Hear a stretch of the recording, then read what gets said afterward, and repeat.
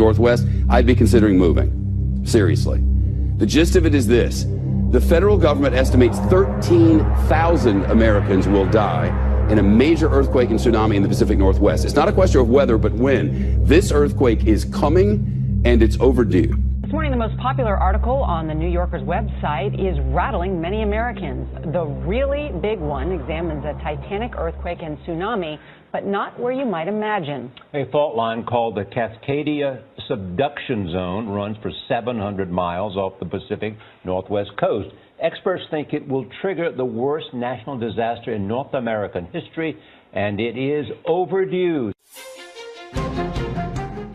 It's predicted to be worse than Hurricane Katrina, worse than the San Francisco earthquake of 1906. Scientists and FEMA, the Federal Emergency Management Agency, are warning of a pending doom for the Pacific Northwest. An earthquake along a little-known fault line that would kill thousands and affect millions. Consider that the magnitude 9.0 earthquake in Japan just a few years ago, remember that, killed more than 15,000 people in the north of Japan and injured thousands of others. Seismologists say that the quake that will strike on our Pacific Northwest coastline should be even stronger, at up to a 9.2. They call such a quake a margin rupture quake, and it's every bit as bad as it sounds. Here's the reason for it. Our entire continent sits on the North American tectonic shelf, right? Plate, I should say. Off the coast of the Pacific Northwest, from the top of Washington State all the way down to Northern California. This is it. And another plate called the Juan de Fuca is trying to slide up under North America, but it's stuck. We have an illustration over here in the big wall. Let me show you what this is. This is our continent here. This is the Cascada Mountains. This is the Cascadia, what do they call it? The Cascadia what? Bridge. The Cascadia Bridge. I was actually asking him, but thank you. The North American plate here and the Juan de Fuca plate here. This one's sliding up under, and eventually this is going to go down, send a huge wall of water up. That wall will go all the way over to Japan, and the other will come onto our shore within 15 minutes. And when it slips, it will unleash not only a colossal earthquake, but also that tsunami, 700 miles long, and in some places up to a 100-foot high wall of water and whatever it's pushing, like houses and dump trucks and schools. Thousands and thousands will not escape. The New Yorker quotes a FEMA official who says, and I quote, "Our operating assumption is that everything west of Interstate 5 will be toast." Everything west of Interstate 5 is gone. That's Seattle, Tacoma, Portland and Olympia, Salem and Eugene, wiped out. Altogether about 7 million people. That's not including tourists. So think of summertime. The New Yorker reports that FEMA calculations indicate the disaster will damage or destroy about 1 million buildings, including 3,000 schools and 1/3 of all fire stations. And perhaps the worst part of all of this, these sorts of earthquakes happen at regular intervals in exactly this part of the world, have forever. On average, according to seismologists, about every 240 years. So when was the last one of these massive 9.2 or so earthquakes? Well, the last one was more than 300 years ago, the year 1700. It struck in the Pacific Northwest and sent a 600-foot wave of water all the way to Japan. So right now, on average, the Pacific Northwest is decades overdue for the really, really big one.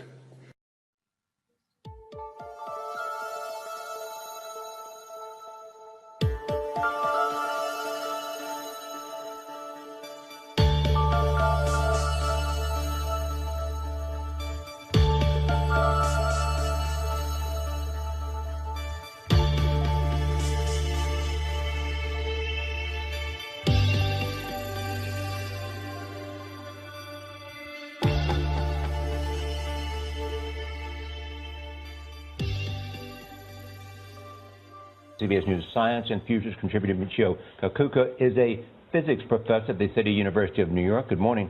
Morning. So it's overdue. When will it might come? Well, this is the mother of all earthquake faults. It can pack a wallop 30 times that of the San Andreas fault. So forget all the Hollywood hype about the San Andreas fault. We're talking about an earthquake, a 9.0, similar to what devastated northern Japan, which killed over 15,000 people and caused $250 billion in property damage. Cascadia subduction zone stretches about 700 miles from Cape Mendocino, California, to Vancouver, Canada. Big cities expected to be affected include Seattle and Portland. Some scientists believe the earthquake, when it goes off, will reach between 8.7 and 9.2 on the Richter scale and cause a tsunami. Airmen and soldiers conduct joint training in Washington to support domestic operations in preparation for natural disaster. As president of the Portland Post of the Society of American Military Engineers, I felt a real need, a real desire to mobilize engineers to help better prepare our region for a Cascadia earthquake. Army and Air Guard elements successfully operate in a joint mission environment. The only way to move supplies and support to stranded residents in need after such an event would be by air. It's really great to see the state move in a direction of supporting domestic operations at this level. It allows us to really be much more dynamic and respond to the state and to our community. The last big one was 315 years ago. We think the cycle time is roughly 240 years. Do the math. We are overdue in this calculation with another big one. We've known about the Cascadia subduction zone for quite a while. It's a serious risk. A big earthquake in the Pacific Northwest could be the worst disaster the country has faced historically. Every day, almost to the point where it would make your head spin. In order to slow down that pace, it's important to explain what's happening one event at a time. Similar to placing the pieces of a puzzle into one uniform picture that can be easily recognized and identified. One of the pieces of the puzzle that has stirred a great deal of attention has to do with the intensity of seismic and volcanic activity in the Northern Hemisphere, along the Cascadia subduction zone and the Aleutian Island chain in Alaska. Most recently, seismic alerts have centered around the Yellowstone supervolcano, where a swarm of earthquakes reached nearly 900 in just 2 weeks. This is the highest number of earthquakes in the past 5 years for this short of a time frame. The last volcanic eruption within the caldera was 70,000 years ago, so it is well overdue for another outburst. A swarm of some 100 earthquakes hit Switzerland on July 1st, with a 4.2 quake that was felt over much of Switzerland. Following the earthquake, some people reported noises and booms after the shaking that lasted between 2 and 10 seconds.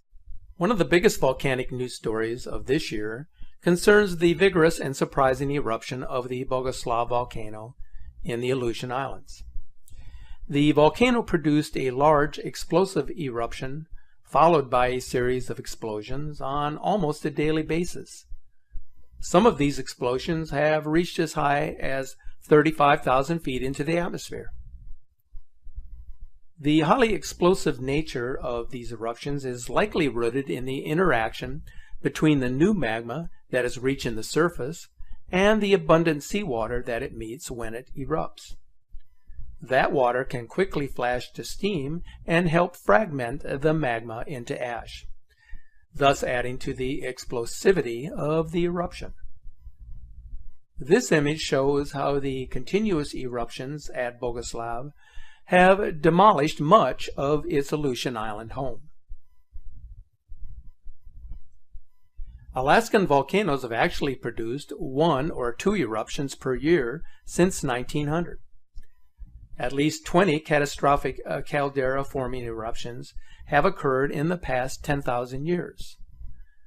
The awesome eruption of 1912 in the Katmai National Monument is the most recent.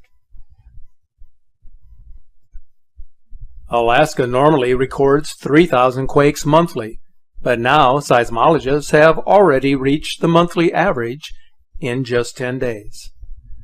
This unusual sequence comprises, among others, 3 earthquakes larger than magnitude 6, 7 larger than magnitude 5, and 50 larger than magnitude 4. The highest number of quakes recorded statewide to date came in 2014, when more than 40,000 were detected, an astonishing number. Mount St. Helens is one of those volcanoes that is unsettled in 2017, resulting in an earthquake swarm. The USGS detected over 120 earthquakes over the last few days, all occurring 1 to 2 miles beneath the volcano. Here's a look back at the shocking devastation left in the wake of the Mount St. Helens eruption on May 18th of 1980.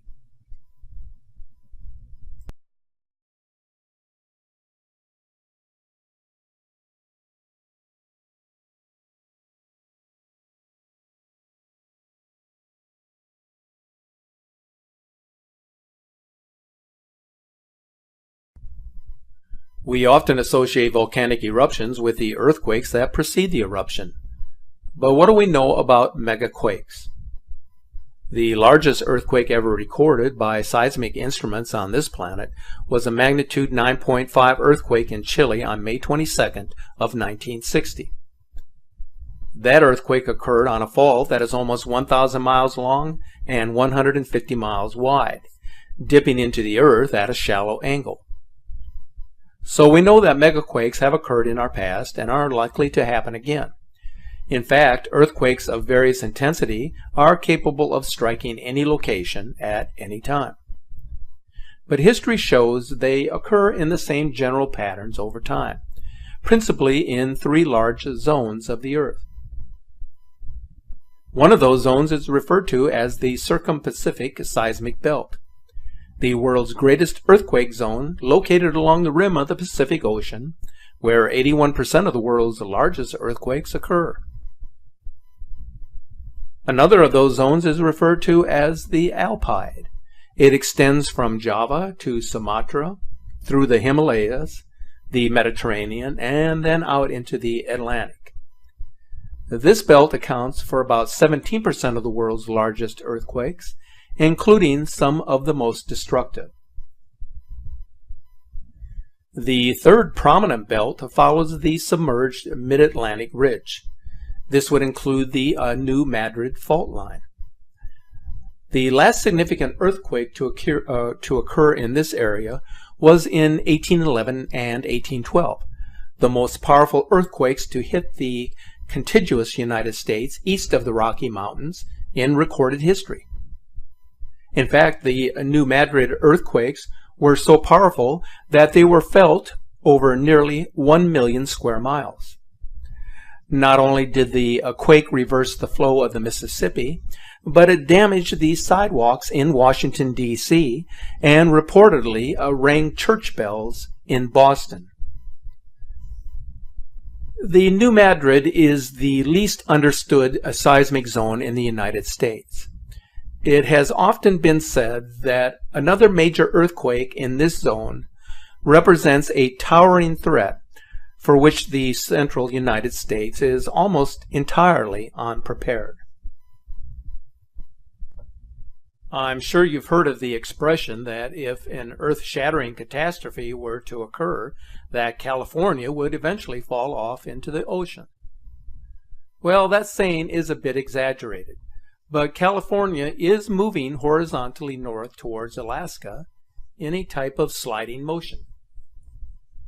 The dividing point is the San Andreas Fault System, which extends from the Salton Sea in the south to Cape Mendocino in the north. This 800-mile-long fault is the boundary between the Pacific Plate and the North American Plate. The Pacific Plate is moving to the northwest with respect to the North American Plate at approximately 2 inches per year. Now, at that rate, it would take some 15 million years for Los Angeles and San Francisco to be next-door neighbors. Unless, of course, a major pole shift were to occur, in which case the timeline could rapidly change. One important result of earthquakes that should be considered is that the earthquake itself does not kill people. It is the buildings and the contents therein that cause deaths in seismically active regions. There has been larger earthquakes that have sustained very little damage and smaller ones that have. It all depends on the manner, on the construction of the buildings and the materials that are being used. Some buildings were never meant to withstand violent shaking. Much depends on two variables, geology and engineering. From place to place, there are great differences in the geology at and below the ground surface. Different kinds of geology will do different things in earthquakes. For example, shaking at a site with soft sediments can last 3 times as long as shaking at a stable bedrock site, such as one composed of granite. Local soil conditions also play a role, as certain soils greatly amplify the shaking in an earthquake. The looser and thicker the soil is, the greater the energy movement will be. Fires are another major risk during earthquakes, as gas lines may be damaged, which could dramatically change life in America overnight. Earthquakes are a powerful force that can change landscapes and lifestyles. But there is something even more distressing that earthquakes are capable of doing. Media sources have reported that the Chilean earthquake of 2010 and the Japanese quake of 2011 were so powerful that they caused a shift or tilt in the Earth's axis. The Earth, which spins like a top as it orbits the Sun, has its tilt permanently altered. If we evaluate the simple facts involved with these two earthquakes, then the probability of an axis tilt comes into focus. The earthquake that unleashed the devastating tsunami on March 11th of 2011 moved the entire main island of Japan by 8 feet. It also shifted the Earth on its axis by nearly 4 inches. Scientists who are familiar with the phenomena say that the axis being altered has led to the shortening of the day by 1.8 milliseconds. The law of physics implies that the axis of rotation doesn't change relative to other stars as a result of an earthquake. So if you were looking at the Earth from a distance, you would not notice a change in the Earth's orbit or rotation. However, because an earthquake moves the material around within the Earth itself, the position of the rotation axis changes. We call this the sloshing of the Earth's mantle, in which the crust actually shifts. So if it appears that a shift of the Earth's axis took place in 2011, it is because we use points of reference on the Earth's surface to determine if this has occurred, where the probable cause is more accurately described as a shifting of everything on the Earth's surface. Here then is a look at the devastating effects of a mega earthquake and tsunami that hit the island of Japan on March 11th of 2011.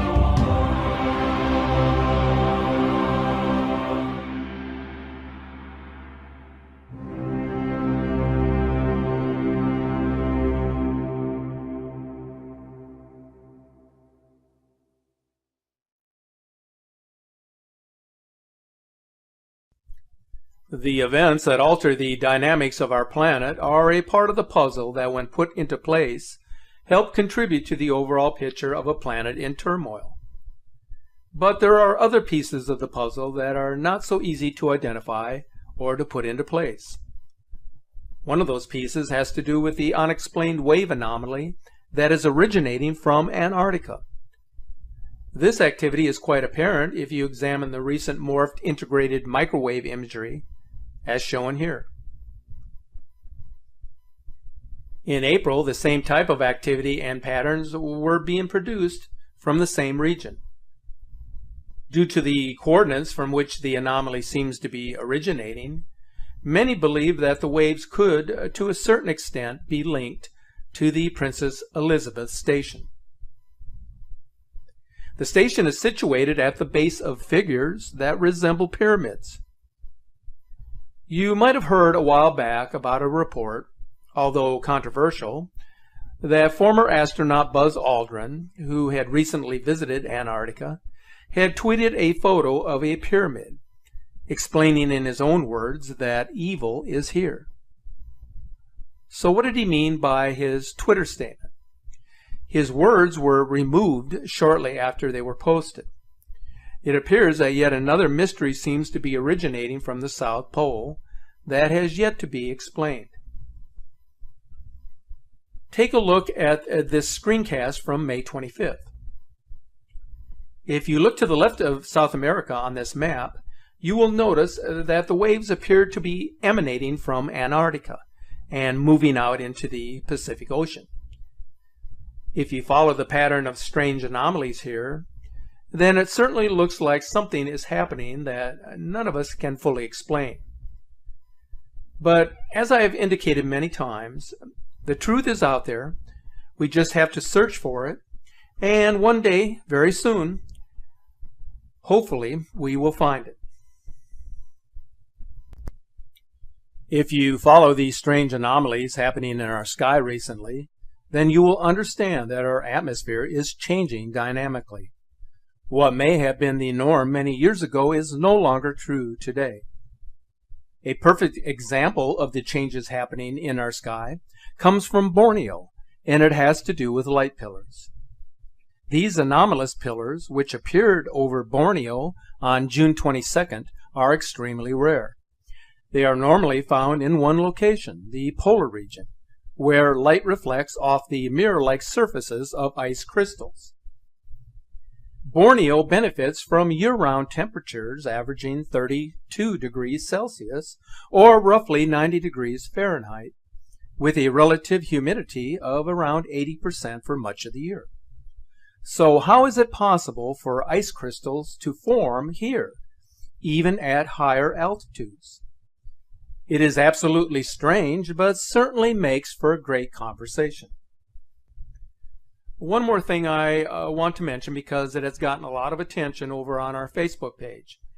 We recently received an image from one of our sky watchers who had this photo from February 26th, and he wanted to finally share it with our followers.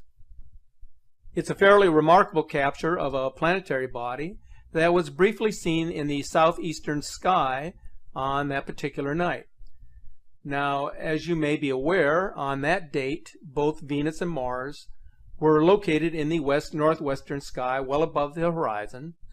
Both were very visible, especially Venus, which was resembling the Star of Bethlehem with its extreme luminosity. Many of you commented how peculiar and strange Venus was looking before it transitioned to becoming the morning star sometime in March.